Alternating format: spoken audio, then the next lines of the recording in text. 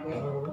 तो क्या क्या नए कड़े कानून जो है वो लागू किए जाएंगे, लोगों पर कौन से नए निर्देश जो है वो जारी किए जाएंगे? एक तो बहुत ही चिंताजनक बात है कि अभी रुग्ण संख्या बढ़ रही है और मुझे लगता है ये रुग्ण संख्या ऐसी ही बढ़ती रही तो हर एक को उसका जोखिम में हम खुद को डाल रहे हैं। अभी मुंबई महानगर पालिका उन्होंने बहुत ही निर्बंध कड़क डाले हुए हैं। बिना काम के बाहर मत निकलो, अपना मास्क जिसको मुखपट्टी बोलते वो लगा के ही रहो। अपना जो वैक्सीन है अभी वो वैक्सीन जैसे 59 हॉस्पिटल में वैक्सीन का ये किया था तो मुझे लगता है अभी 80 हॉस्पिटल में वैक्सीन होने का चालू किया है। और ये करने के लिए जो केंद्र की मान्यता लगती है वो मान्यता के लिए हमारे लोगों ने पत्र व्यवहार किए। मुझे लगता है ये सब किसके लिए हो रहा है तो सबका मुंबईकर हमारी जो है उनके लिए ये सब हो रहा है। और मुझे लगता है मुंबईकर जानते हैं कि अभी संकट बहुत ही बड़ा आया हुआ है, इसीलिए सब संभालना जरूरी है। डेली का जैसे लोग हैं उसको ज़्यादा से ज़्यादा 1 लाख के ऊपर लसीकरण जो बोलते हैं वैक्सीन वो होना ज़रूरी है। उसके लिए भी निर्देश दी गई है। उसमें सब ने ये सहभाग होना चाहिए सबका। उसमें नगर सेवक हो, लोक प्रतिनिधि, आमदार हो या खासदार हो, सब मिल के ये करते। और उसमें भी 48 आवर में जो हमने खाजगी रुग्णालय हैं उनको महानगर पालिका ने नोटिस दी है कि जैसे लास्ट कोरोना का प्रादुर्भाव बढ़ने के बाद खाजगी जो प्राइवेट हॉस्पिटल है उसमें 50% बेड कोविड-19 कोरोना के लिए रखना चाहिए। और उसका जो दर है वो भी लास्ट टाइम जैसा रखा था कोविड-19 कोरोना का पेशेंट के लिए वही रहना चाहिए। और जो टेस्टिंग है वो भी अभी 25,000 करके हो रही थी, अभी 50,000 के ऊपर टेस्टिंग होना जरूरी है। ये भी महानगर पालिका ने सबको नोटिस दी है। तो मुझे लगता है सब लोगों ने एक बात समझनी चाहिए कि रुग्ण संख्या बढ़ रही है, चिंता की बात हो रही है, गंभीर है। महाराष्ट्र राज्य सरकार खंबीर है, महानगर पालिका खंबीर है, लेकिन आप लोग खुद को संभालते हैं। मेरी जिम्मेदारी, माझी जवाबदारी, ऐसा जो कहते मेरी फैमिली मेरी जिम्मेदारी, ये दायरे में रहते तो धारावी जैसा बहुत ही घनी तरह रहते लोग वैसे उधर 0 रुग्ण संख्या पाई भी गई है। तो मुझे लगता है ये हो सकता है तो सब हो सकता है। मैम, जो मॉल्स हैं काही विचार नाही, बंधनकारक करावंच लागेल, कारण फक्त एवढंच आहे की आता मॉलमध्ये जाणारी व्यक्ती आज गेली उद्या गेली परवा गेली तर ती काय सारख्या चाचण्या करेल का? त्यामुळे त्याच्यावर विचारविनिमय चालू आहे नेमकं कसं। पण एक आहे की लोकांनी स्वतःला सांभाळलं पाहिजे, त्याचबरोबर माझं कुटुंब माझी जबाबदारी या दायरेत राहून आलेलं संकट पुन्हा मोठं होऊ बघतंय त्याला जर रोखायचं असेल तर सर्वांनी मिळून, म्हणजे आज मला चॅनलवाल्यांचं पण प्रिंट मीडिया किंवा इलेक्ट्रॉनिक मीडिया किंवा सोशल मीडिया याच्यामध्ये खरंच कितीतरी मोठ्या प्रमाणात आपण अवेअरनेस देतो आहे। त्याचप्रमाणे बरेचसे पोलीस म्हणा, रेल्वे पोलीस म्हणा किंवा NGO म्हणा, जो तो आपापल्या परीने आता परत कामाला लागलं की जेणेकरून तुम्ही आम्ही सगळे सुरक्षित राहिले पाहिजे। कामं तर करायचीच आणि व्हायलाच हवी, पण त्या कामाबरोबर पहिली सुरक्षा, स्वतःच्या जीवाची सुरक्षा तीच जर असेल तर सगळं, म्हणजे आपण जसं म्हणतो बचेंगे तो और भी लढेंगे, तर बचना जरूरी आहे. मैम आपसे हिंदी में जानना चाहेंगे। जे मॉल्समध्ये येणार आहेत त्यांची सुद्धा RT-PCR टेस्ट जी आहे ती कंपल्सरी असेल. त्याचप्रमाणे ज्या बाहेरून येणाऱ्या पॅसेंजर गाड्या आहेत जे रेल्वे स्थानकामध्ये थांबतात किंवा ST स्टँडमध्ये येणारे प्रवासी आहेत अशा लोकांची सुद्धा RT-PCR टेस्ट जी आहे ती केली जाईल. असे आदेश जे आहेत ते पुढील आठवड्यात मुंबई महापालिका काढणार आहे अशी माहिती मिळते का नाही? नाही, त्याच्यावर आमचा विचारविनिमय चालू आहे. पण आपण बऱ्याच वेळेला बघितलं आहे बाहेरून येणारे आणि आपल्याकडे आत्ता पण आपल्याला असं निदर्शनात आलं आहे की त्याने बाहेरून आणले. म्हणजे एका प्रसिद्ध कलाकार ज्या सिनेतारक आहेत त्याने खोटा रिपोर्ट आणला.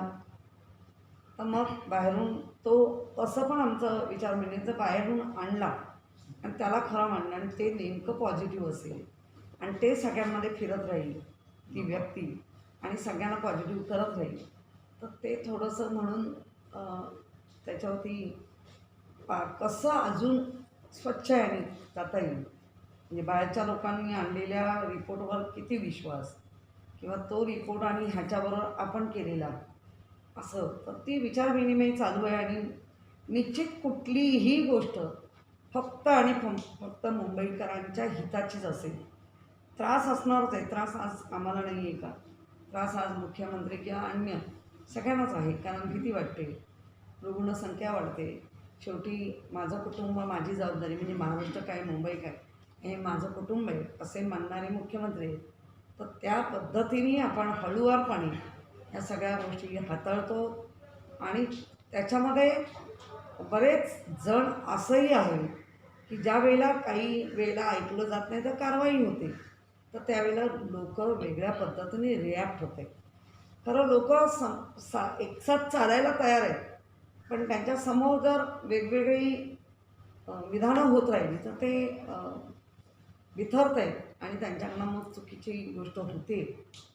त्याच्यामुळे आम्हालाही थोडं हळूवारपणे सुरक्षित ठेवणं मुंबई आणि त्यांना सांभाळणं ही आमची जबाबदारी आहे. मला वाटतं आम्ही या सगळ्या स्तरावर काम करतो आहे. शनिवार आणि उद्याचा रविवार हा प्रत्येक मॉलमध्ये जाऊन पाहणी करणं, तिथे असलेल्या यांना सांगणं. मला वाटतं मी जेव्हा जेव्हा जाईन त्यावेळेला तिथल्या स्थानिक नगरसेवकांना घेऊन आम्ही ही गोष्ट करू की जेणेकरून तिथे असलेल्या मॉलमध्ये लोकांनाही भेटू, हात जोडून विनंती करू की आत्ता ही वेळ फार वाईट आहे, सगळ्यांनी सांभाळूया एकमेकांना. मास्क लावणं हा काय शिक्षा नाही आहे, ही सुरक्षा आहे. तर ही सुरक्षा आपण ठेवलीच पाहिजे. त्याच्यामध्ये दवा आणि दुवा जसं एकसाथ चालतं तसं दवा हा पण मास्कच आहे आणि दुवा कोरोनामधला आणि आपल्या एक प्रत्येक व्यक्तीमधला दुवा तो सुद्धा मास्क आहे. तर आपण तो सर्वांनी मुखपट्टी लावून एकमेकांनी सुरक्षित राहूया आणि त्यासाठी आम्ही स्वतः त्या सगळ्या गोष्टीला लक्ष ठेवू, त्याच्यामध्ये उतरू, लोकांसोबत राहू, नक्की काम करू. एक चाचणी बंद सुरू आहे, मुंबई महापालिका करते. जास्तीत जास्त लसीकरण कसं करता येईल यासाठी कुठेतरी पुढाकार आता घेतला जातोय काय नाही?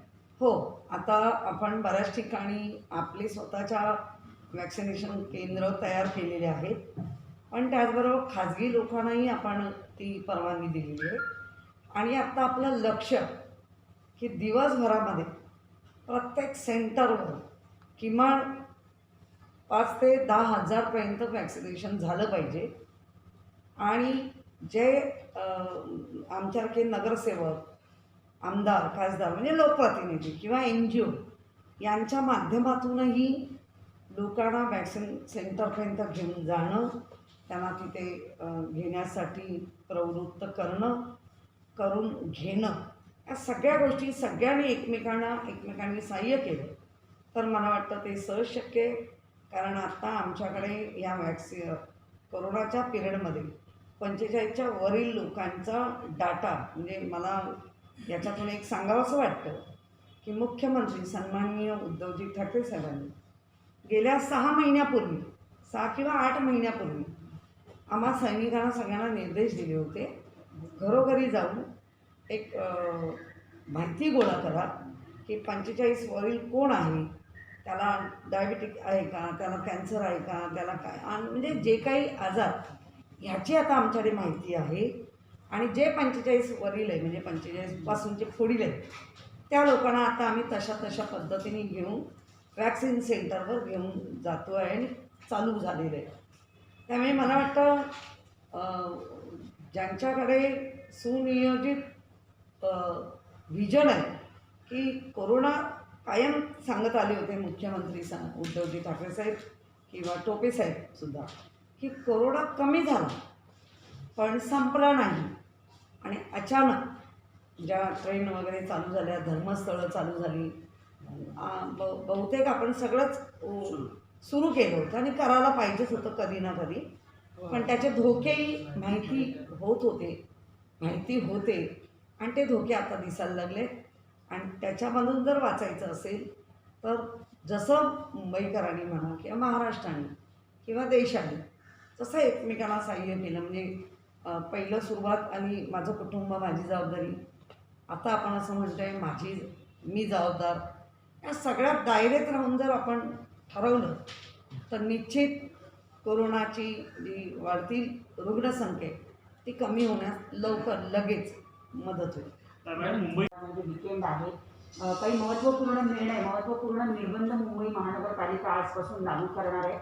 काय त्या गोष्टी आहे, कुठल्या नियमांचं पालन मुंबईकरांनी करणं आवश्यक असणार? खरं म्हणजे आपण 2 दिवसापूर्वी मार्केटबद्दल म्हटलं होतं त्याप्रमाणे पोलीस आणि महानगरपालिका यांनी ती हालचाल करण्यासाठी सुरुवात पण केली जेणेकरून लहान जागेत मोठं मार्केट भरवण्यापेक्षा मोठ्या मैदानांमध्ये जर ते मार्केट गेलं तर ज्यांना घ्यायचं आहे तेही घेऊ शकतात आणि ज्यांना विकायचं आहे तेही सुरक्षित राहून विकू शकतात.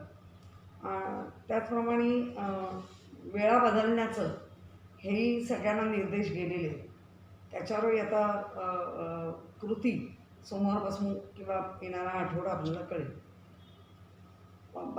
जे रात्रीचे पब, बार, नंतर समुद्रकिनारे हे जे फुलत होते तिथे आता स्वतः पोलीस त्याचप्रमाणे मार्शल हे लक्ष ठेवून आहेत की जेणेकरून 11 नंतर सर्वसाधारण असं समजलं जातं की कामं झालेली असतात.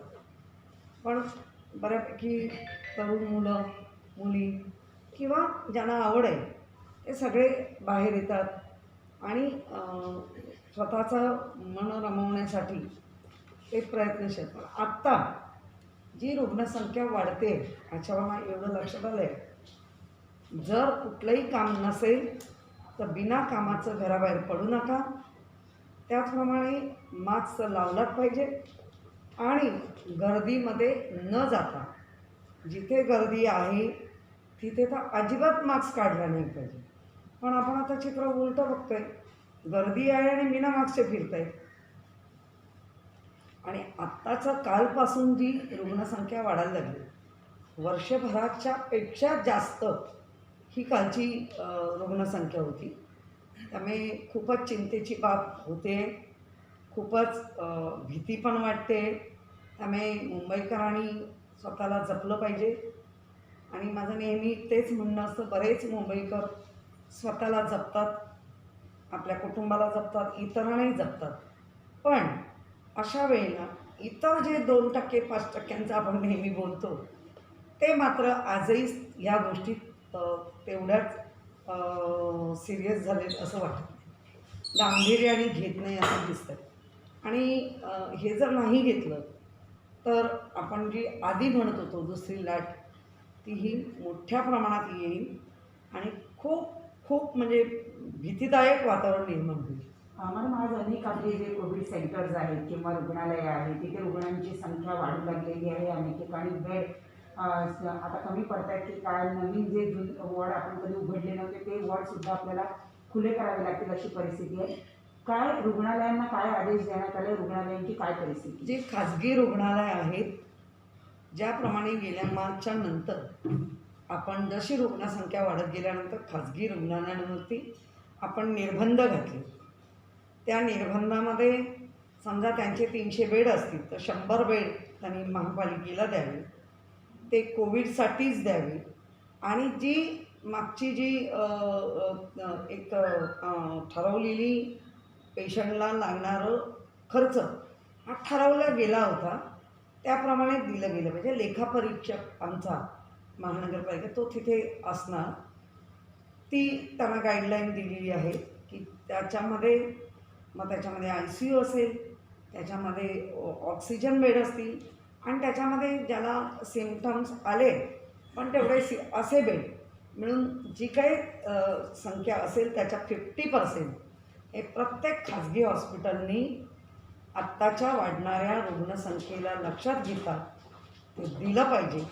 आणि त्याचबरोबर दरही मागच्या वेळेला होते त्याचप्रमाणे ठेवले गेले पाहिजे, ही आज त्यांना कल्पना दिली गेलेली आहे. तर मॅडम, मुंबई महापालिका जी आहे ती म्हणजे विकेंड आहे. काही महत्त्वपूर्ण निर्बंध मुंबई महानगरपालिका आजपासून लागू करणार आहे. काय त्या गोष्टी आहे, कुठल्या कुठल्या नियमांचं पालन मुंबईकरांनी करणं आवश्यक असणार? खरं म्हणजे आपण 2 दिवसापूर्वी मार्केटबद्दल म्हटलं होतं, त्याप्रमाणे पोलीस आणि महानगरपालिका यांनी ती हालचाल करण्यासाठी सुरुवात पण केली, जेणेकरून लहान जागेत मोठं मार्केट भरवण्यापेक्षा मोठ्या मैदानांमध्ये जर ते मार्केट गेलं तर ज्यांना घ्यायचं आहे तेही घेऊ शकतात आणि ज्यांना विकायचं आहे तेही सुरक्षित राहून विकू शकतात.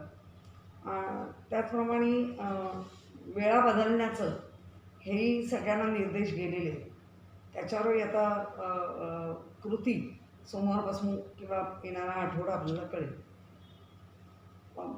जे रात्रीचे पब, बार, नंतर समुद्रकिनारे हे जे फुलत होते तिथे आता स्वतः पोलीस, त्याचप्रमाणे मार्शल हे लक्ष ठेवून आहेत की जेणेकरून 11 नंतर सर्वसाधारण असं समजलं जातं की कामं झालेली असतात, पण बऱ्यापैकी तरुण मुलं, मुली किंवा ज्यांना आवड आहे ते सगळे बाहेर येतात आणि स्वतःचं मन रमवण्यासाठी ते प्रयत्नशील. पण आत्ता जी रुग्णसंख्या वाढते याच्यावर मला एवढं लक्षात आलं आहे, जर कुठलंही काम नसेल तर बिना कामाचं घराबाहेर पडू नका.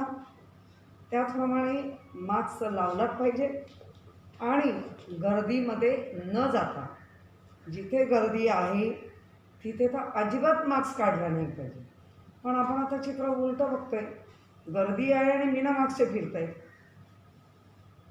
आणि आत्ताचं कालपासून जी रुग्णसंख्या वाढायला लागली, वर्षभराच्या पेक्षा जास्त ही कालची रुग्णसंख्या होती.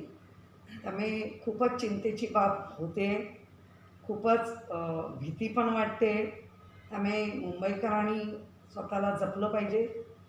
आणि माझं नेहमी तेच म्हणणं असतं, बरेच मुंबईकर स्वतःला जपतात, आपल्या कुटुंबाला जपतात, इतरांनाही जपतात. पण अशा वेळेला इतर जे 2% 5% आपण नेहमी बोलतो ते मात्र आजही ह्या गोष्टीत तेवढ्याच सिरियस झालेत असं वाटतं, गांभीर्याने घेत नाही असं दिसतं. आणि हे जर नाही घेतलं तर आपण जी आधी म्हणत होतो दुसरी लाट तीही मोठ्या प्रमाणात येईल आणि खूप खूप म्हणजे भीतीदायक वातावरण निर्माण होईल. मॅडम, आज अनेक आपले जे कोविड सेंटर्स आहेत किंवा रुग्णालयं आहेत तिथे रुग्णांची संख्या वाढू लागलेली आहे. अनेक ठिकाणी बेड आता कमी पडत आहेत की काय नवीन जे वॉर्ड आपण कधी उघडले नव्हते ते वॉर्डसुद्धा आपल्याला खुले करावे लागतील अशी परिस्थिती आहे. काय रुग्णालयांना काय आदेश देण्यात आले, रुग्णालयांची काय परिस्थिती? जे खाजगी रुग्णालय आहेत, ज्याप्रमाणे गेल्या मार्चच्या नंतर आपण जशी रुग्णसंख्या वाढत गेल्यानंतर खाजगी रुग्णालयांवरती आपण निर्बंध घातले. त्या निर्बंधामध्ये समजा त्यांचे 300 बेड असतील तर 100 बेड त्यांनी महापालिकेला द्यावे, ते कोविडसाठीच द्यावे.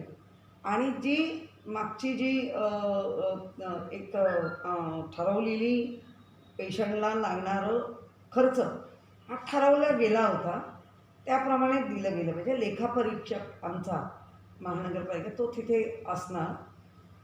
ती त्यांना गाईडलाईन दिलेली आहे की त्याच्यामध्ये ICU असेल, त्याच्यामध्ये ऑक्सिजन बेड असतील आणि त्याच्यामध्ये ज्याला सिम्पटम्स आले पण तेवढे असे बेड मिळून जी काही संख्या असेल त्याच्या 50% हे प्रत्येक खाजगी हॉस्पिटलनी आत्ताच्या वाढणाऱ्या रुग्णसंख्येला लक्षात घेता ते दिलं पाहिजे. आणि त्याचबरोबर दरही मागच्या वेळेला होते त्याचप्रमाणे ठेवले गेले पाहिजे, ही आज त्यांना कल्पना दिली गेलेली आहे. तर मॅडम मुंबई महापालिका जे आहे ते कंपल्सरी किया जाने वाला है. नहीं, अभी हर एक को एंटीजन टेस्ट होगी या कैसी, इसके लिए बातचीत चालू है. क्योंकि मैं आज मॉल में गई, मैं कल भी जाएगी, मैं परसों जाए, तो कैसा पॉसिबल है, क्या है, बाहर से आने वाले रिपोर्ट वो कितने अथेंटिक है, ये सब थोड़ा देखना जरूरी है. क्योंकि ऐसे एग्जाम्पल अपने को मिले हैं कि जिसमें पढ़ी लिखी जो एक्टर उन्होंने दिल्ली से लाया जो रिपोर्ट और इधर किया गया रिपोर्ट, दोनों में तफावत थी. तो ये भी डर लग रहा है कि क्या हो सकता है. समझो लोग जानबूझ के कोई नहीं करेगा, लेकिन बचने के लिए झूठा रिपोर्ट, और वही कोविड-19 कोरोना का बाधित है तो प्रॉब्लम हो सकता है. इसलिए बातचीत चालू है. क्या जो बीच है इनके लिए कोई नए निर्देश, नए कानून लाए जाएंगे, क्योंकि वहाँ पर ज़्यादा भीड़ हो रही है ऐसा सुनने में आया है. नहीं, बीच का रात को जो हर एक बीच एकदम बहुत ही गर्दी के होते हैं, तो उसमें यही तो लोगों के लिए कहना है कि बाबा अभी बाहर घूमने का दिन अभी तो नहीं है, क्योंकि सेकंड ये हो रही है, रुग्ण संख्या बढ़ रही है, तो थोड़ा बचना है. तो जब भी काम नहीं है ऐसे ही घूमना है करके जो बीच पे आते हैं और बीच के ऊपर आते हैं और बहुत ही गर्दी हो जाती है, तो सबने खुद को खुद संभालना है.